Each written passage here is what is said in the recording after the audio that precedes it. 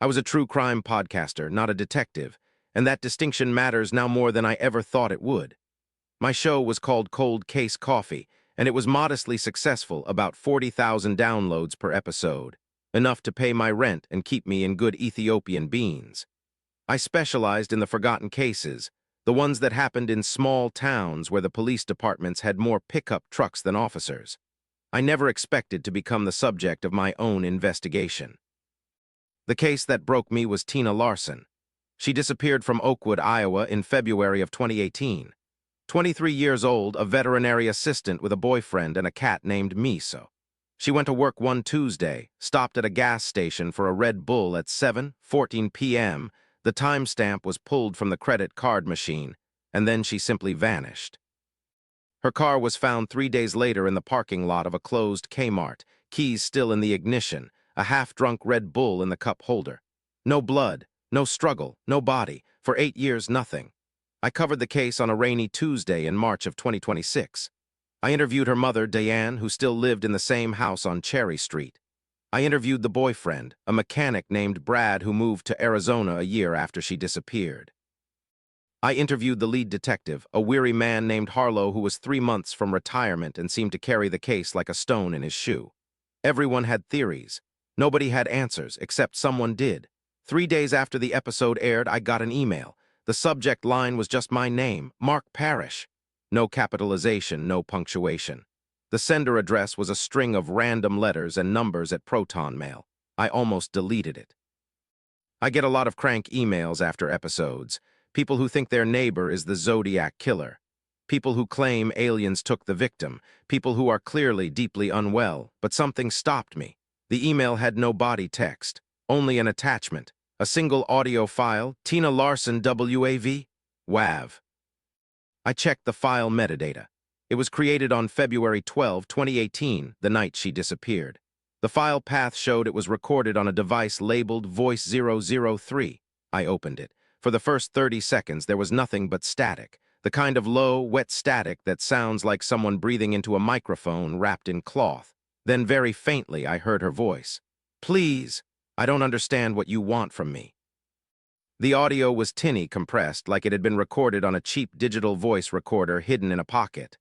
There was a sound of scraping, shoes on concrete maybe, then a man's voice, low, calm, almost gentle. "Just answer the questions, Tina, then you can go home." "I can't remember. I told you I can't remember." "You're lying." "I'm not. I swear to God, I'm not." There was a pause, then a sound I will never forget, a metallic click. The kind of sound that makes your stomach drop before your brain has even processed what it heard. Then let's try a different approach. Recording ended. I sat in my home office, my hands trembling against the desk, the silence of my apartment pressing in around me like a physical weight. The recording was real. I knew it was real the way you know when you've heard your own sister's voice crack on a phone call from a bad connection. There was something about the grain of her voice, the specific timbre that computers can't fake. I called Detective Harlow the next morning. He was skeptical. He'd been burned by false leads 100 times. But I sent him the file, and within 2 hours he called me back. "Where did you get this?" "Anonymous email. You can trace it, right?" "I can try, but Mark, this recording, we never had it. We searched her phone, her laptop, her cloud accounts. Nothing was ever backed up. This doesn't exist in any evidence log." "Then how?" "I don't know, but I need you to think carefully. Did you mention anything in your episode that you didn't get from the public record? Any details that only the killer would know?" I replayed my episode in my head. I'd been careful, I'd stuck to the facts, but there was one thing, one small thing I'd only learned from Diane off the record. She told me that Tina had a birthmark on the inside of her left wrist, a small, heart-shaped mark. She told me that Tina used to joke it meant she was born with love in her veins. I hadn't put that in the episode, but I had mentioned it to Brad, the boyfriend, in a follow-up call, off the record. Just to confirm, I told Harlow. He went quiet, then he said, "Brad moved to Arizona 4 years ago. He works at a Ford dealership in Phoenix. I'll call the local PD." 2 days later, Brad was brought in for questioning. He admitted to owning a digital voice recorder. He admitted to hunting. He admitted to knowing Tina better than anyone, but he wouldn't admit to killing her. He said the recording was a misunderstanding. He said Tina was confused. He lawyered up within an hour. They didn't have enough to charge him. The recording was evidence of a crime, yes, but it was also inadmissible. No chain of custody, no warrant, no verified source. Brad walked out of the police station on a Thursday afternoon, and by Friday morning he was on a plane back to Arizona. But that wasn't the end. A week later, I got another email. Same sender, same subject line. This time, the attachment was a video file, Tina Larson MP. MP. I didn't watch it alone. I called a friend from the Des Moines Register who'd covered the case, a woman named Rachel who'd been a journalist for 15 years and seen more than her share of terrible things. She came over with a bottle of wine she didn't open and a notebook she did. We watched it together. The video was dark. Cell phone footage, it looked like, shot through a gap in a door. The room was unfinished, exposed studs, a concrete floor, a single bare bulb hanging from the ceiling. Tina was tied to a wooden chair. Her mouth was taped. Her eyes were wide and wet and full of something that made Rachel put her hand over her mouth. In the corner of the frame, a figure moved, dressed in black, wearing a mask. Not a Halloween mask, a surgical mask, the cheap blue kind, paired with safety glasses. The figure stood in front of Tina for a long moment. Then they reached down and held up a piece of paper. Handwritten, black marker, it read, "Mark Parrish, you found me, now finish the story." The figure crumpled the paper and dropped it. Then they turned and walked out of frame. The video continued for another 3 minutes, just Tina breathing through the tape, her chest heaving, her eyes darting around the room as if looking for someone who wasn't there. And then the video ended. Rachel looked at me. I looked at her. Neither of us spoke for a long time. "The police need to see this," she said. "They'll just say it's fake, like the audio, like everything." "Mark, someone is sending you evidence of a murder. They want you to solve it. They want you to name him." "He knows my name. He knew I'd find the recording. He knew I'd talk to Brad. He's been 2 steps ahead the whole time." Rachel took a long breath, or 3 steps ahead. I didn't sleep that night. I stayed up going through every email I'd ever received from listeners, thousands of them. I looked for patterns, names that repeated, phrases that felt off. One email caught my eye from a sender called Final Girl 2026.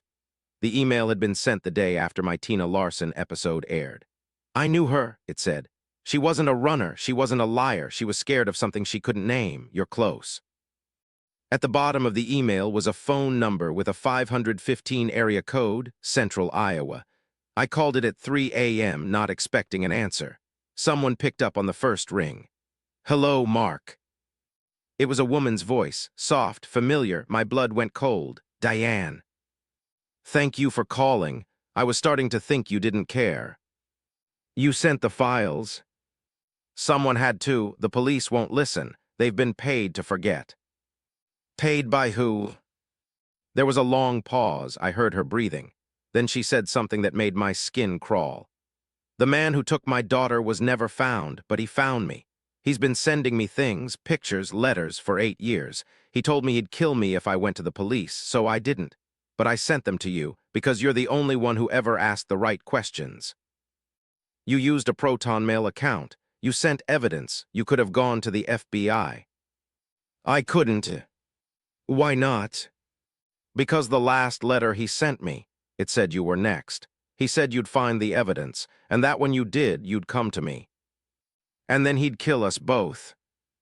I sat in the dark of my office, the phone pressed to my ear, the weight of everything pressing down on me like a collapsing ceiling. "Diane, where are you right now?" "I'm at home." "Lock your doors. I'm calling the police." "No," she said. "No police. He'll know. He always knows. You come alone. You come tonight, and we finish this together." I should have said no. I should have called Harlow. I should have driven to the nearest precinct and handed over my phone and my laptop and every shred of evidence I had. But I didn't, because I needed to know. I drove to Oakwood that night. 3 hours through rain-slicked highways past closed gas stations and silent cornfields. Cherry Street was dark. Diane's house was a small colonial with a wraparound porch and a single light on in the living room. I knocked. The door creaked open. Diane stood in the doorway. She looked older than she had in our interview, tired, hollow. She was holding something in her hand, an envelope. "He left this on my doorstep tonight," she said, "while I was on the phone with you." I took the envelope. It was unmarked. I opened it.